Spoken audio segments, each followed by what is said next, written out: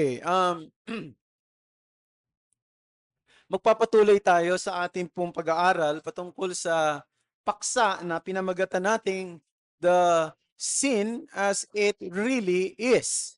So, just to make some a quick review, so we look at, so just for a quick review, so we look at the nature of sin, no? And then the original sin. Now, para mas mabalik lang sa atin, ma-review lang sa mind natin yung diagram na ginawa ko rito.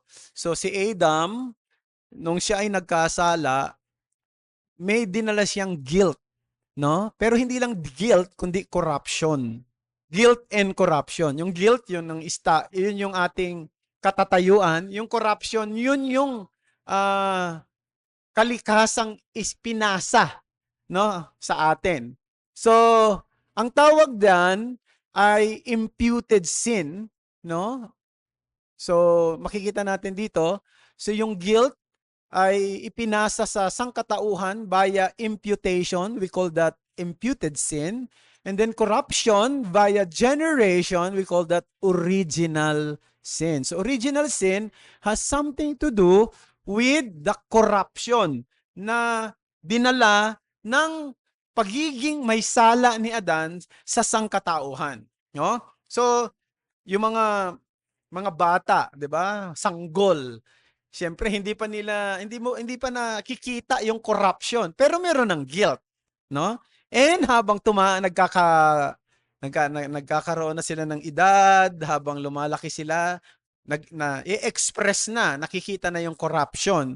At ito ay sa kanilang behavior, maaring unconscious pa sila doon sa ginagawa nila, pero makikita mo na yung behavior nila. That is the so-called corruption na dinala sa atin. Ang tawag doon ay original sin. Okay? And then last time we look at another thing, the personal sin. Ako ba ang nagpapagalaw o ano, Nicole? Ako o ikaw? Ako? Okay, sorry. So personal sin. So dito sa personal sin, tiningnan natin yung dalawang mahahalagang punto rito, no? I mean, apat pala. So we look at what is the distinction of personal sin and original sin. As I said, original sin is our inherited sinful character, while personal sin is our actual rebellion. The actuality of sin. And then, tiningnan din natin yung definition niya. And definition is anything in the individual's internal state. That is the thought, the disposition, and on external deed that is not in conformity to or in violation of the law of God is personal or actual sin. I have taken that definition from Pastor Noel Espinosa's lecture in Dogmatics, no? So we do not do what it requires, or we do what it forbids. So we call that sin of omission and sin of commission. Yun yung mga classification ng sin. So pagdating sa sin, makikita natin merong sin according to knowledge. So merong unintentional sin, merong presumptuous sin. Unintentional, isang kasalanang hindi mo namang gusto pero nagawa mo, no? Nakapatay ka nang hindi mo sinasadya, kasalanan pa rin, no? Nakapilay ka nang hindi mo sinasadya, kasalanan pa rin, no? Nakagawa ka ng, sabihin na ambush ka ng isang situation. At merong presumptuous sin, ito yung sin of defiance. Ibig sabihin, it is sinning against full light of and knowledge. So pagdating sa Bible, makikita natin, malinaw naman na ang kasalanan ay kasalanan, ano man ang kulay nito, ano man ang nagawa mo, gano'n man kaliit, gano'n man kalaki. Pero we still believe merong degrees ang sin. Merong degree yan. At kung merong degree ang sin, we also believe na merong degree ang punishment. Hindi nga lang natin alam, pagdating ng araw, paano ipapunish ng Panginoon yung mga nandun sa hell, no? In terms of its degree. But there is a strong assertion from the scripture na meron talagang tinatawag nating degree of punishment. As well as, I believe that there would be degrees of blessedness in heaven, no? Okay, another thing, sorry, hindi pa tayo, wala pa tayo diyan. Tiningnan din natin yung tinatawag nating according to orientation of offense, merong sin of commission. When you say sin of commission, you violate the law of God, no? Isipin, yung kung ano yung sinasabi ng Panginoon, na hindi tama, talagang ginawa mo. Ang tawag yan ay sin of commission. Pero meron namang, alam mo dapat mong gawin, pero hindi mo ginawa. Sin of omission, ano? You fail to do what God requires you to do. Meron namang tinatawag na personal level, sin, level of thought and attitude, kasalanan nandito lang sa utak. Pero naman yung deeds, nagawa mo mismo, meron naman yung lifestyle na yan, tinatawag na drunkenness, addiction, di ba? Kleptomania, yung nahuhulog sa, yung siguro katulad ng mga corrupt na official natin, garang ganyan, parang napupunta na yan sa ganyan. Simula sa maliliit yan eh. And then, meron tinatawag na level of reprobation, that is, these are the people nakakagawa ng mga extreme perversity ng kasalanan, nagkaroon na ng moral numbness, like yung mga serial killer, mga terrorist, no? And then, last time, we look at the repercussion of sin. What is the repercussion? Tatlo yun, madali lang tandaan. Sin corrupts, sin captivates, sin confuses. Tatlong C, no? Corrupts, captivates, ibig sabihin, pwede kang alipinin ng kasalanan, and confuses. Yung dati na alam mo kasalanan, malinaw sa'yo, ngayon, parang hindi mo na makita na kasalanan kasi patuloy mong ginagawa. And then you justify the sin that you're doing. Before, pag nagawa mo, nakukonsensya ka pa. Ngayon, wala na. Parang unti-unti nang nagnanumb. At to the point na hindi mo na makita kasalanan ba ito o hindi. Because you are trying to justify what you are doing. So that is the power of sin sa buhay ng isang tao. Kaya nagpapasalamat tayo sa Panginoon sapagkat biniyayaan niya tayo ng kaligtasan, ng kapatawaran, at din ang Holy Spirit sa buhay ng isang totoong Christian para lumaban sa kasalanan. Andiyan pa rin ang kasalanan. The presence of sin is still there. And yet, God gave us the power to resist. God gave us the power to avoid. God gave us the power, di ba, na to say no to sin. No? So, that's the thing that we have to remember. And the only proper step after sinning, as I said last time, is to repent immediately. Not to wait. Not to give in to time.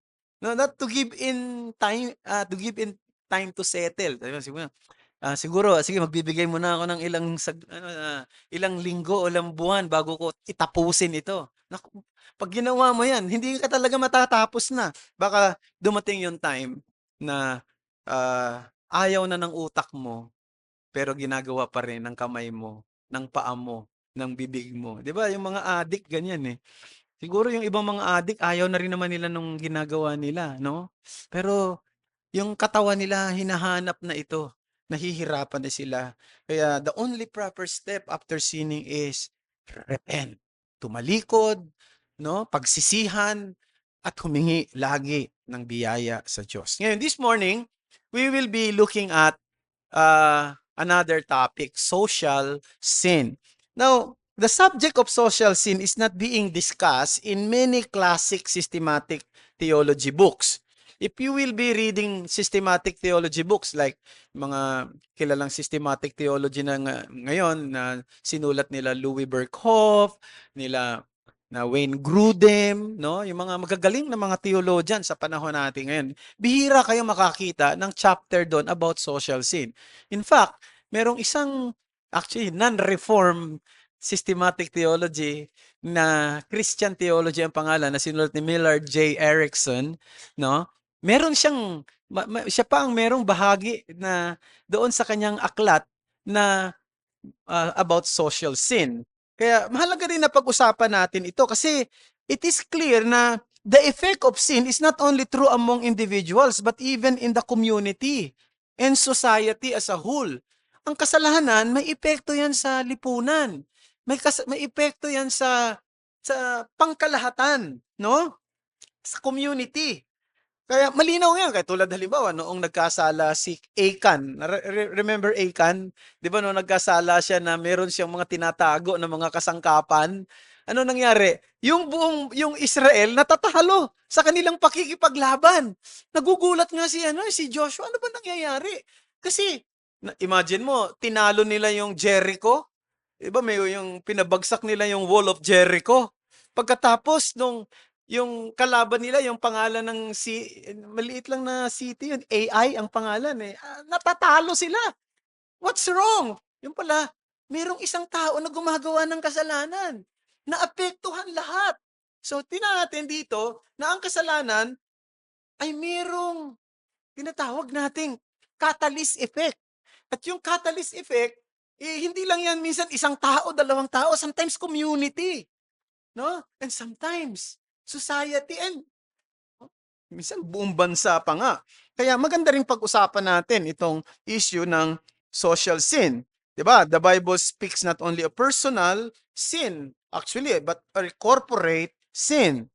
Corruption, for example, is not just personal sin, but a structural one. Very, very structured na itong corruption eh. 'Di ba? Sinasabi nga nila, pag nagtrabaho ka sa custom, sigurado may corruption na kaagad doon, no? No, sabi nila hindi ko naman alam pero marami na nagsabi sa akin. In fact, I have I met a pastor, may pastor nung araw dito sa San Pedro, naging kaibigan ko. Once upon a time, siya ay pulis sa custom. At talagang sabi niya, pastor talagang parang Parang yung corruption, parang bahagi na ng gawain ng mga nandoon mismo sa departamentong ito. Hindi na ito isang bagay na parang magugulat ka kasi yun na, gano'n na yung practice. Kaya pagka ikaw ay magiging parang iba, parang ikaw ang kontrabida, no? Something like that. So, in fact, sa history, yung tinatawag na slavery. So once upon a time, yung slavery ay isang legal practice 'yan.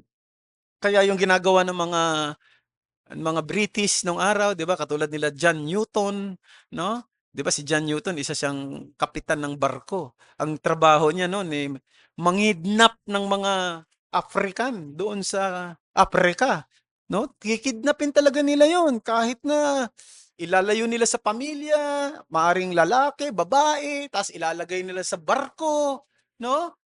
At siyempre, tatali nila yung mga 'yon.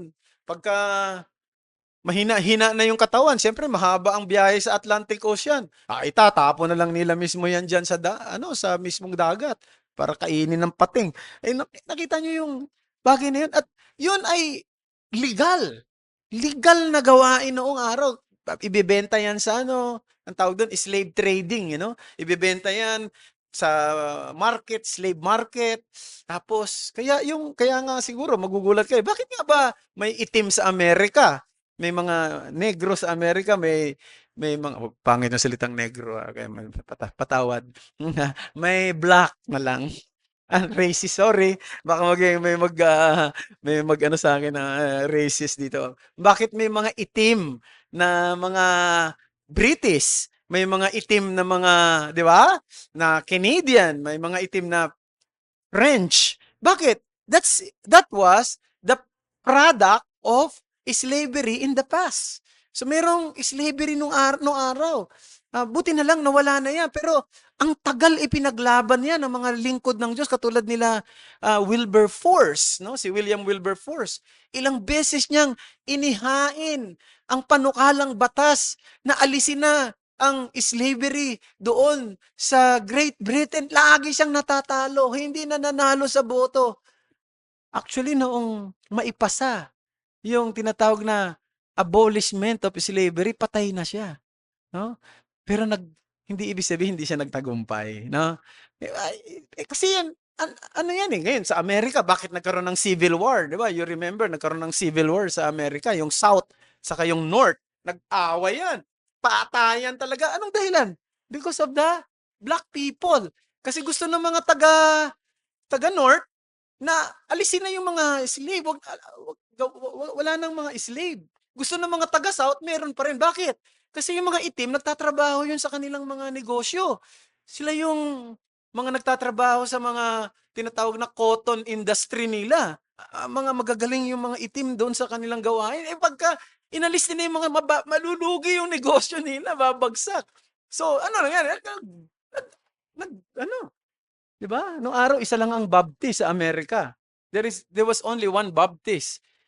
Actually, pagka pinag-aralan yung history, Reformed Baptist. Pero because of the Civil War, nagkaroon ng Southern Baptist at nagkaroon ng Northern Baptist. Yung Northern Baptist, ito yung naging American Baptist later on, no? At nakita nyo ang effect nung bagay na yan. So, makikita natin yung yung scene, mayroon siyang social effect, mayroon siyang corporate effect, no? At yan ang dapat nating tandaan. Ngayon, mabilis lang naman at tingnan natin para meron tayong time for question and answer later.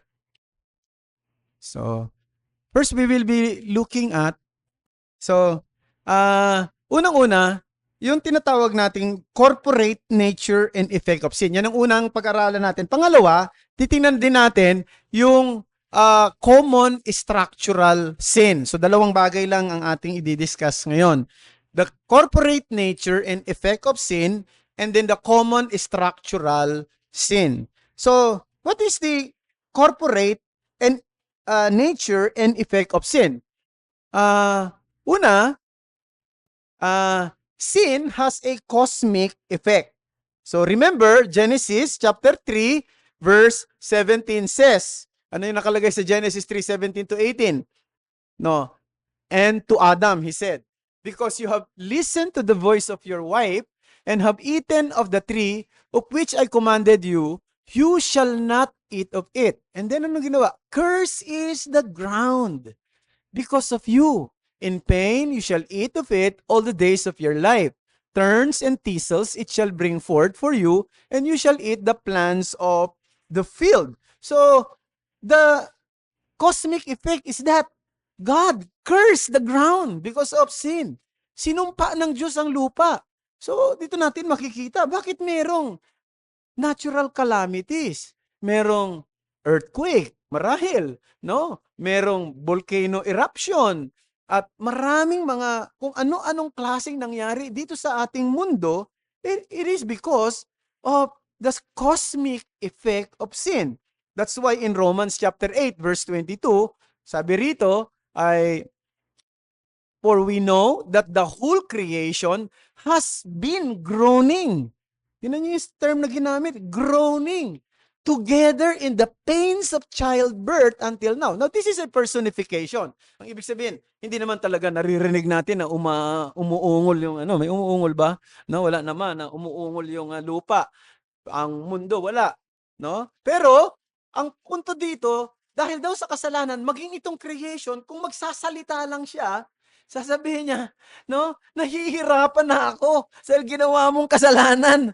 Ito ngayon, yung pagkakalikha sa akin bilang isang lupa, bilang isang likas sa kalikasan nito, ay nagpuproduce ng problema. At gusto niya nang makawala ron. And he is actually, the creation, longing for the redemption. So darating din yung time na pag dumating na ang Panginoong Kristo, nakatingin din daw yung creation doon para bumalik na sa kanyang original na kalalagayan ang mundo at hindi na ito maalis na yung curse o sumpa dito. So dito makikita natin yung matinding problema. And then, sin has a relational effect. Sin breaks human relationship. Now let us read some of these verses. Genesis chapter 3 verse 7 says, then the eyes of both were open, and they knew that they were naked. No? They were naked. So, imagine yung situation na yun na matagal na naman na silang naked. Pero at this time, nagkaroon na ng kakaibang pakiramdam sa kanilang pagtingin nila sa kanilang itsura at sa itsura ng iba. No? And then, verses 9 to 10. But the Lord God called to the man and said to him, "Where are you?" And he said, "I heard the sound of you in the garden, and I was afraid because I was naked and I hid myself." So what is the effect of sin? The effect of sin is shame. Nahihiya ka na. And then fear. Natatakot ka na. Diba? Kahapon sa devotion namin doon sa mga young at heart women na nag-walking, ito yung binigyan kong pansin na, di ba sabi ko nga, yung takot ay nasa pagkatao na natin mula pa nung bata pa tayo. Kitang-kita mo yung mga bata, natatakot yan kapag hindi nila nakikita yung nanay nila, yung tatay nila, di ba? O natatakot sila pag may nakakatakot, no? Yung anumang bagay na bago sa kanila, natatakot sila. No? So, pag siyempre, nagkakaisip na, iba na yung takot mo, exam na, no? Teacher na, doon ka na natatakot. Natatakot ka na doon sa mga classmate mo na bully, no?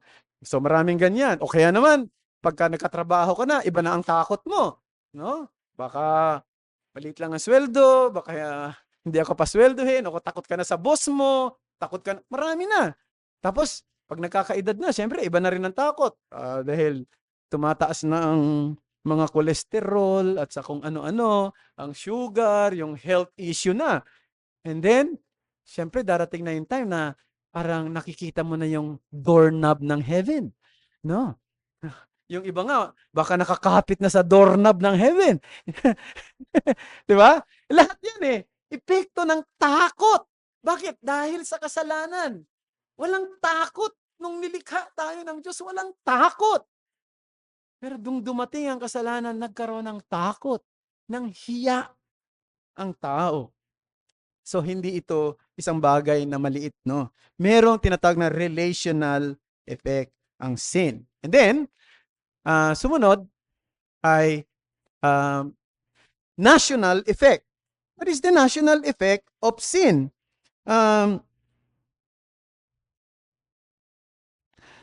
Dito makikita natin na yung prosperity and adversity of a nation has connection with their moral status. No? Ang kasaganaan at ang kahirapan, kaguluhan ng isang bayan, may koneksyon yan sa katatayuang moral ng karamihan ng mga tao o maging ng mga pinuno. Proverbs 14:34, righteousness exalts the nation, but sin is a disgrace to any people. Now, gusto ko lang paliwanag, baka isipin niyo yung righteousness dito, yung tinatawag na righteousness na galing sa justification na ginawa ni Christ. No, it is not about the righteousness that Christ has done or the righteousness of Christ na inimpute sa atin. Kundi yung righteousness na ito ay may kinalaman sa tinatawag na social righteousness, where justice is being implemented fairly and impartially to all.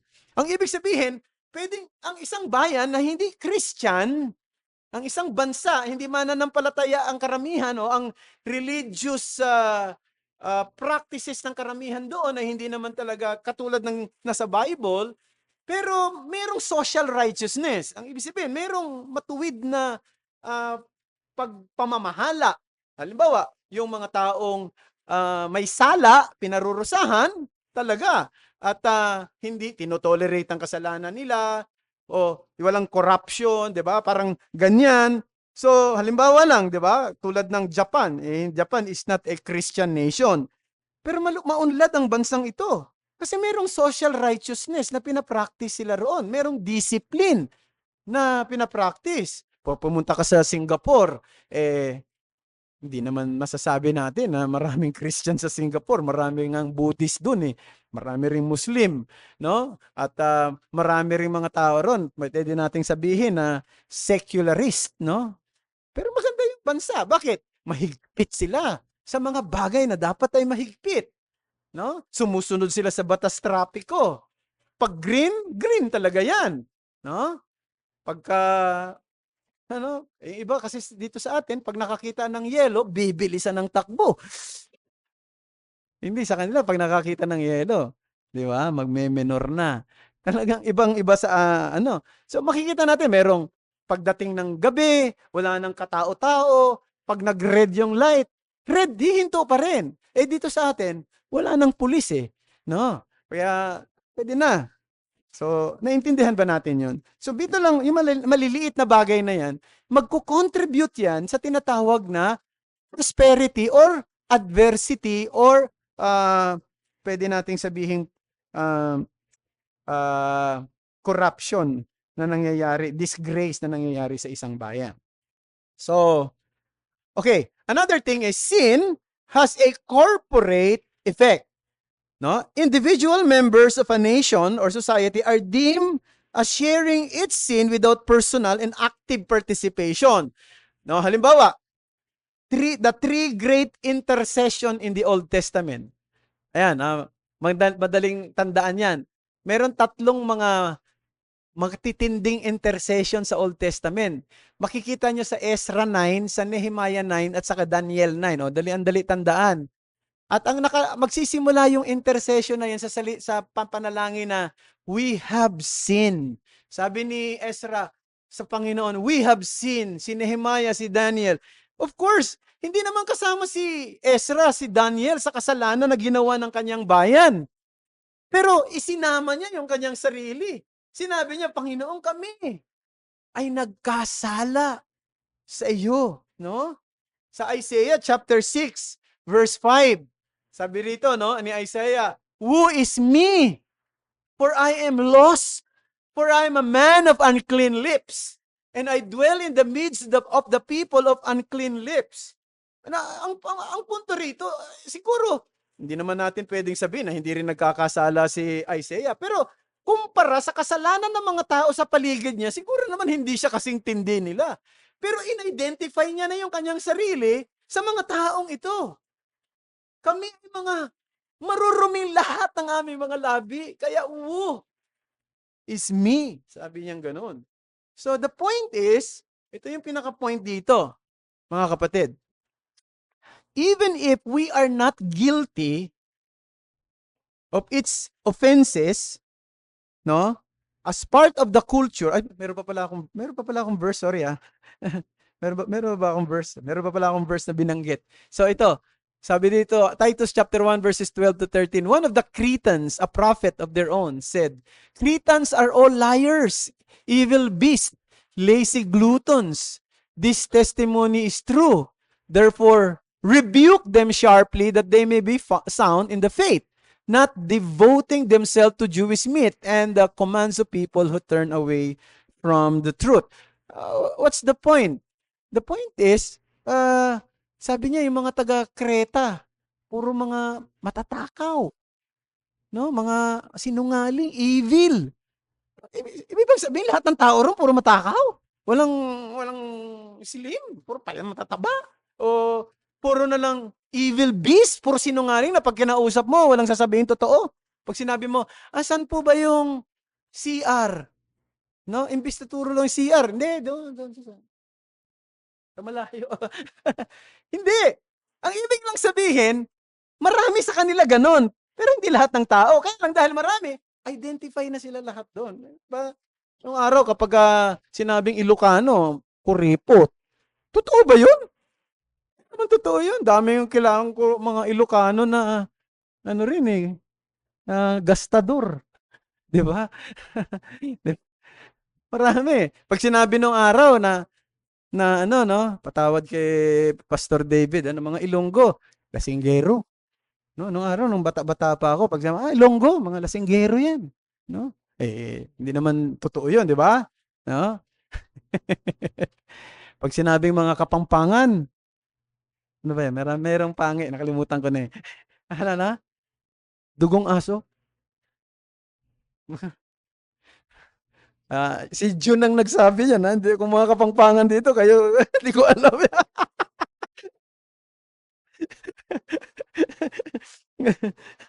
Okay. Alam ko lang, Kapampangan pala, masarap magluto. Okay. So, yan. Yun yung corporate effect. Now, ano yung pinaka-point mga kapatid na gusto kong sabihin? Ito, no? Even if we are not guilty of its offenses, as part of the culture, we participate in its consequences. Right? No? Totoo yan. Kaya, wag nating wag tayong magmalinis na lang na, kung ganitong tingin ng mga tao, ako hindi. Pagbahagi ng culture, identify ka na dyan, ano? Kaya, sa prayer din natin, hindi lang natin siguro ipagpipray, yung mga taong hindi magaganda ang ginagawa sa lipunan. Isama na rin natin ang sarili natin dun. Kasi, nagiging bahagi na tayo nito. So, okay, let's go to another topic, ano?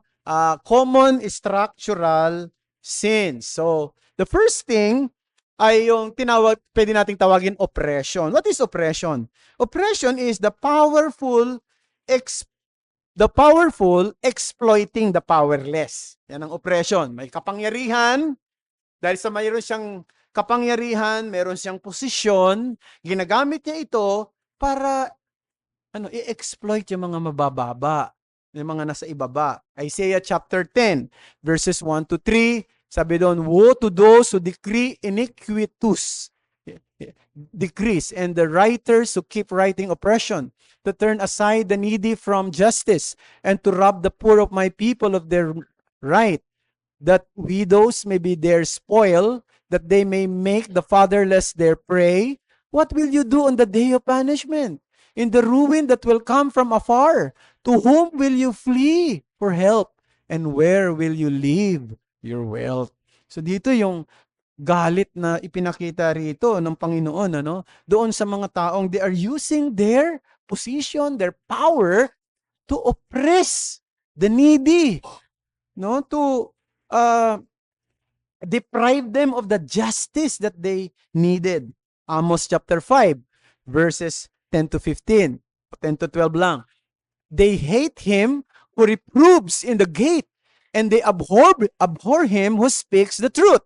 Therefore, because you trample on the poor and you exact taxes of grain from him, you have built houses of hewn stone, but you shall not dwell in them. You have planted pleasant vineyards, but you shall not drink their wine. For I know how many are your transgressions and how great are your sins. You who afflict the righteous, who take a bribe and turn aside the needy in the gate.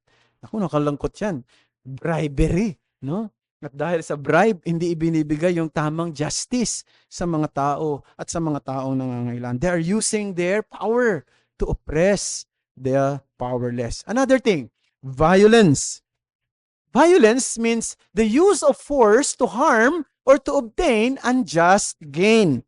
No? Amos chapter 1, Amos chapter 2, verses 4 to 5. Thus says the Lord, for 3 transgression of Judah, and for 4, I will not revoke the punishments, because they have rejected the law of the Lord, and they have not kept his statutes, but their lies have led them astray, those after which their fathers walked. So I will send a fire upon Judah, and shall devour the stronghold of Jerusalem. I'm not sure if I'm using the right verse, ano? I have here Amos chapter 1, verses 3. Siguro kasama na yan sa pagkaantok ko kagabi. Pero ang punto ko lang mga kapatid, the common structural sin that we can observe nowadays ay yung ginagamit yung kanilang kapangyarihan o yung gumagamit ng force para saktan yung iba at makapag-obtain ng unjust gain. Another thing is covetousness. Ito. Sorry. Meron pang verse. Mali yata yung akin na. Okay, now let's. Ayan. First of all, then I urge the supplications and prayers, intercessions, and thanksgiving be made for all people, for kings and all who are in high position, that we may lead a peaceful and quiet life, godly and dignified in every way. This is good and pleasing in the sight of the God of our Savior. I have kalito-lito yata ako. Anyway, it's also a good verse because, we have to pray for our leaders and for those who are in the positions, because they can use their position to what? To do force or do violent thing against people. Eh, ang gusto nga natin, di ba? Meron tayong tinatawag na kapayapaan, no? Para nang magawa natin magkaroon tayo ng peaceful life and quiet life. In fact, if you study church history and history in the past, yung mga gulo na nangyayari, yung mga chaos sa isang bayan, gawa rin ng mga leader, no? Nga talagang gawa yan ng mga leader na kaya we have to pray for leaders that we may have a peaceful and quiet life. And being a Christian, why we want to have a peaceful and quiet life? Because we want to share the gospel. No? Not just because gusto lang natin matulog ng mahimbing o gusto natin makapag-malling lagi ng walang problema o walang hindi, because we want to share the gospel. Hindi lang naman natin gusto sana maayos ang buhay sa bansa natin para hindi naman nakakatakot, baka may mga hold up, no, may mag-abduct, imagine mo yung nangyayari ngayon, 'di ba? Yung nagtatrabaho lang naman, 'di ba, naman tawag rider, 'di ba? Sasaksakin, babarilin, no? May nagtatrabaho lang doon sa loob ng burger na store, pinasok, pagkatapos hinold up. So makikita na, no, hindi yun naman lang yun ang gusto natin. Minsan, tuloy, minsan lumalabas ako, kumakain ako, pag nagugutom ako, kumakain ako kung saan-saan dyan no? Pagkatapos nakaupo ka lang doon, biglang na-anticipate ko, baka meron dumating na naka-motorcycle, biglang, di ba? Pag-hold upin kayo ron o ano. Kaya, yung cellphone ko, tinatago ko na kung saan. Baka, yun, di ba? Ang point ko, mga kapatid, nakakatakot. Pero ang totoo, tayong mga Christian, why we want a quiet life? Because we want to share the gospel. No? We want to exercise worship na wala tayong katatakutan na huhulihin tayo. Yun man talaga ang pinaka-ultimate niyan. No? I'm sorry, medyo confusing yung mga verses na nagamit ko yata rito. Okay. Another thing is covetousness. This is socially expressed in greed and materialism. Yan yung tinatawag nating covetousness. No? Ito yung mga let's look some verses, di ba? Sabi ni sa Ezekiel 16:48-50, as I live, declares the Lord God, your sister Sodom and her daughters have not done as you and your daughters have done. Behold, this was the guilt of your sister Sodom. She and her daughters had pride, excess of food, and prosperous ease, but did not aid the poor and the needy. They were haughty and did an abomination before me, so I removed them when I saw it. So here is a clear expression of covetousness. Ano bang Tagalog ng covetousness? Ay pag-iimbot, no? Pagkuha ng mga bagay na hindi kanya, pagpapakita ng kasakiman sa mga bagay na material. So ano yung pinaka-lesson natin ngayon, mga kapatid, sa pagtatapos? Ito pa pala, mayroon pang verse. My brother, show no partiality as you hold the faith. Ito sa mga Christian naman. Kasi pwede rin tayong maging covetous at maging katulad ng mga taos na sa ating lipunan.